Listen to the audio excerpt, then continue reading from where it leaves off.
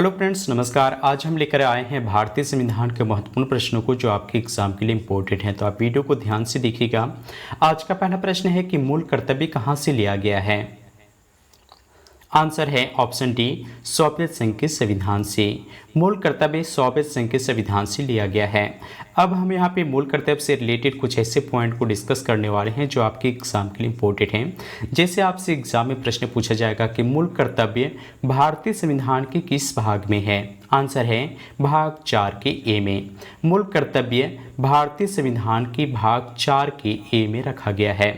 अगला प्रश्न आपसे पूछा जाएगा कि भारतीय संविधान में मूल कर्तव्य की संख्या कितनी है। आंसर है 11। भारतीय संविधान में मूल कर्तव्य की संख्या 11 है। अगला प्रश्न यहाँ से आपसे पूछा जाएगा कि प्रारंभ में मूल कर्तव्य की संख्या कितनी थी। आंसर होगा 10। प्रारंभ में मूल कर्तव्य की संख्या 10 थी। अगला इंपॉर्टेंट पॉइंट जो एग्जाम में कई बार रिपीट किया है वह है आपका कि किस संविधान संशोधन के द्वारा मूल कर्तव्य को जोड़ा गया। आंसर है 42वां संविधान संशोधन 1976 के द्वारा। 42वां संविधान संशोधन 1976 के द्वारा मूल कर्तव्य को जोड़ा गया। एक और पॉइंट जो आपके एग्जाम के लिए इम्पोर्टेंट है वह है आपका कि भारतीय संविधान के किस अनुच्छेद में मूल कर्तव्य को जोड़ा गया है। आंसर है अनुच्छेद 51 के ए। अनुच्छेद 51 के ए में मूल कर्तव्य को जोड़ा गया है। अगला प्रश्न है कि भारत के राष्ट्रपति ने कितनी बार वित्तीय आपातकाल की घोषणा की है। आंसर है ऑप्शन ए, कभी नहीं। भारत के राष्ट्रपति ने अब तक कभी नहीं वित्तीय आपातकाल लगाई है। ठीक है, तो ऑप्शन नंबर ए इसका सही आंसर होगा। अब यहाँ से कुछ इंपॉर्टेंट पॉइंट को देख लेते हैं जो आपके एग्जाम के लिए इम्पोर्टेंट है और इसे एग्जाम में कई बार रिपीट किया है। प्रश्न आपसे पूछा जाएगा कि संविधान के किस अनुच्छेद के तहत भारत का राष्ट्रपति वित्तीय आपातकाल की घोषणा करता है या कर सकता है। आंसर होगा अनुच्छेद 360। भारत के राष्ट्रपति अनुच्छेद 360 के तहत, ठीक है, भारत में वित्तीय आपातकाल की घोषणा कर सकती है। अगला यहाँ से इम्पोर्टेंट प्रश्न आपसे इस प्रकार से भी घुमा करके पूछा जाएगा कि भारत में किस प्रकार का आपातकाल अभी तक लागू नहीं किया गया है। आंसर होगा वित्तीय आपातकाल। वित्तीय आपातकाल भारत में अब तक लागू नहीं किया गया है। अगला प्रश्न है कि किस अनुच्छेद के तहत भारतीय संविधान में संशोधन किया जा सकता है।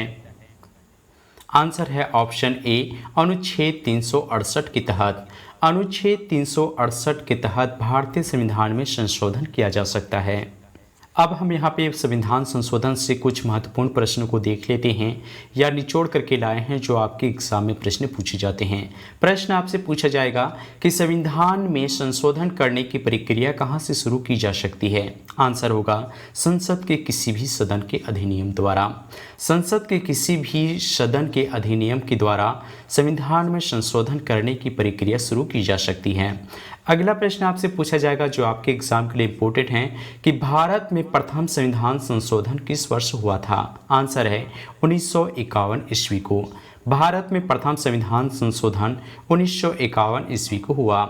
अगला प्रश्न आपसे ये भी पूछा जाएगा कि संविधान संशोधन में किसे लघु संविधान संशोधन कहा जाता है। इम्पोर्टेंट है आपके एग्जाम के लिए, याद रखिएगा। 42वां संविधान संशोधन 1976 को संविधान संशोधन में लघु संविधान संशोधन इसे कहा जाता है।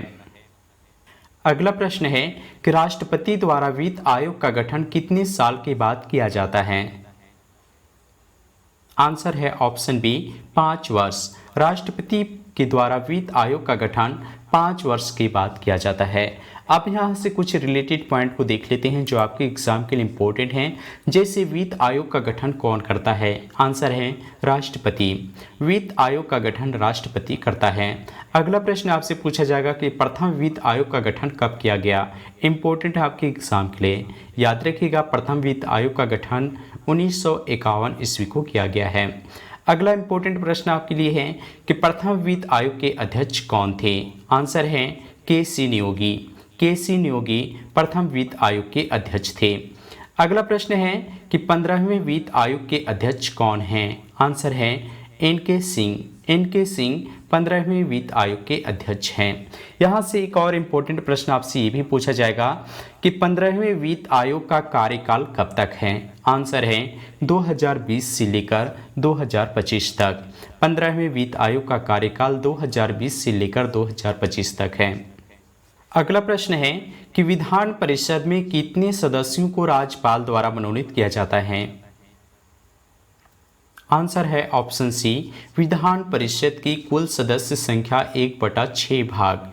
विधान परिषद में विधान परिषद की कुल सदस्य संख्या के 1/6 भाग राज्यपाल द्वारा मनोनीत किया जाता है।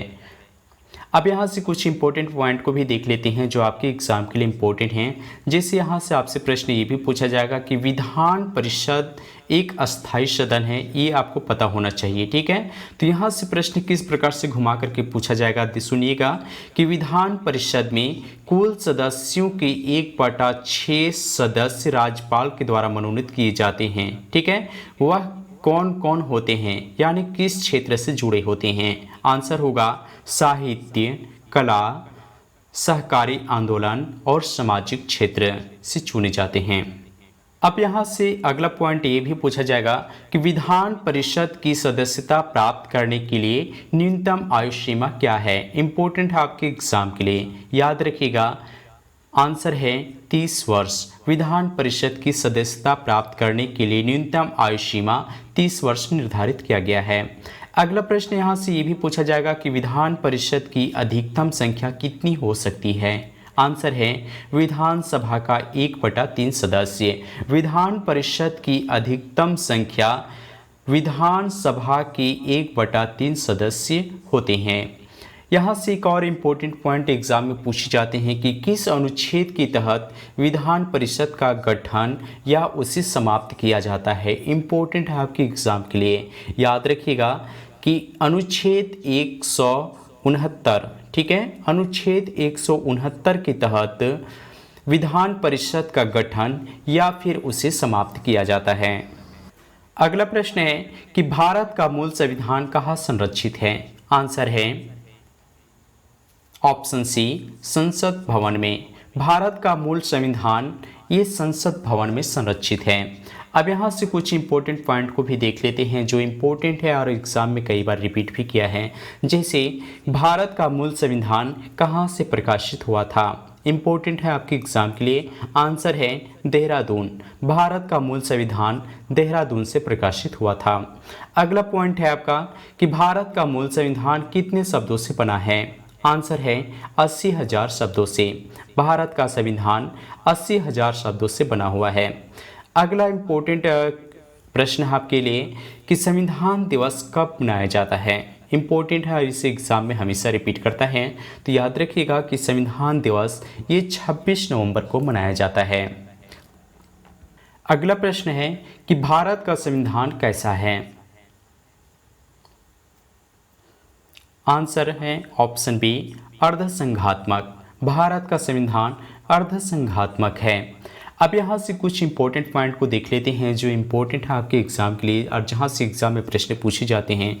जैसे आपका है कि दोहरी नागरिकता किसकी विशेषता है। आंसर होगा संघीय सरकार का। दोहरी नागरिकता, ठीक है, ये संघीय सरकार की विशेषता है। अगला पॉइंट यहाँ पे है कि द्विसदनीय व्यवस्था में किस सरकार की विशेषता है। आंसर है संघीय सरकार। द्विसदनीय व्यवस्था में संघीय सरकार की व्यवस्था होती है। अगला प्रश्न है कि राज्यसभा में सीटों का आवंटन किस अनुसूची के अंतर्गत किया जाता है। आंसर है चौथी अनुसूची। ऑप्शन नंबर ए इसका राइट आंसर है। राज्यसभा में सीटों का आवंटन चौथी अनुसूची के अंतर्गत किया जाता है। अब यहाँ से कुछ इंपॉर्टेंट पॉइंट को देख लेते हैं जो इंपॉर्टेंट है आपके एग्जाम के लिए और इसी एग्जाम में रिपीट भी किया है। पहला प्रश्न आपसे पूछा जाएगा कि भारतीय संविधान में कितनी अनुसूचियां हैं। आंसर है 12। भारतीय संविधान में 12 अनुसूचियां हैं। अगला प्रश्न आपसे पूछा जाएगा कि भारत के मूल संविधान में कितनी अनुसूचियां थी। आंसर है 8। भारत के मूल संविधान में 8 अनुसूचियां थी। अगला प्रश्न ये भी है यहाँ से कि संविधान के लागू होने के समय, ठीक है, अनुसूचियों की संख्या कितनी थी। आंसर है 8। अगला प्रश्न है कि भारतीय संविधान का कौन सा अनुच्छेद सभी नागरिकों को लोक नियोजन के अवसर की समानता का प्रदान करता है? आंसर है ऑप्शन बी, अनुच्छेद 16। अनुच्छेद 16 भारतीय संविधान के नागरिकों को लोक नियोजन में अवसर की समानता का प्रावधान करता है। ठीक है, तो इस प्रश्न का सही आंसर होगा ऑप्शन नंबर बी। अब यहाँ से कुछ इंपॉर्टेंट पॉइंट को भी देख लेते हैं जो आपके एग्जाम के लिए इंपॉर्टेंट हैं। जैसे यहाँ पे कि भारतीय संविधान का कौन सा अनुच्छेद समता के अधिकार का प्रावधान करता है? आंसर होगा अनुच्छेद 14। अनुच्छेद 14 भारतीय संविधान में, ठीक है, समता के अधिकार का प्रदान करता है। एक और इम्पोर्टेंट पॉइंट प्रश्न है यहाँ से जो एग्जाम में पूछे जाते हैं, वह है आपका कि भारतीय संविधान का कौन सा अनुच्छेद अस्पृश्यता का पूर्ण रूप से निषेध करता है? आंसर है अनुच्छेद 17। अनुच्छेद 17 छुआछूत को पूरी तरह से समाप्त करता है। अगला प्रश्न है कि हमारे देश में शिक्षा का अधिकार कौन सा अधिकार है? आंसर है ऑप्शन नंबर डी, मूल अधिकार। हमारे देश में शिक्षा का अधिकार एक मूल अधिकार है। अब यहाँ से कुछ इंपॉर्टेंट पॉइंट को भी देख लेते हैं जो मूल अधिकार से रिलेटेड है और इसे एग्जाम में कई बार रिपीट भी किया है। जैसे मूल अधिकार भारतीय संविधान के किस भाग में है? आंसर है भाग 3। भाग 3 में मूल अधिकार को रखा गया है। अगला आपसे एग्जाम में प्रश्न पूछा जाएगा कि किस संविधान संशोधन के द्वारा शिक्षा के अधिकार को मौलिक अधिकार बनाया गया? आंसर है 86वां संविधान संशोधन 2002 के द्वारा। 86वां संविधान संशोधन 2002 के द्वारा शिक्षा के अधिकार को मौलिक अधिकार बनाया गया। इस वीडियो का अंतिम प्रश्न है आपके लिए कि राष्ट्रपति संसद के दोनों सदनों के लिए कुल कितने सदस्यों को मनोनीत कर सकता है? आप इसका आंसर हमें कमेंट बॉक्स में लिखेंगे। वीडियो कैसा लगा आप हमें कमेंट बॉक्स में बतलाइएगा और हाँ, वीडियो को लाइक और शेयर कीजिएगा। मिलते हैं अगले क्वेश्चन के साथ। Thank you watching my video.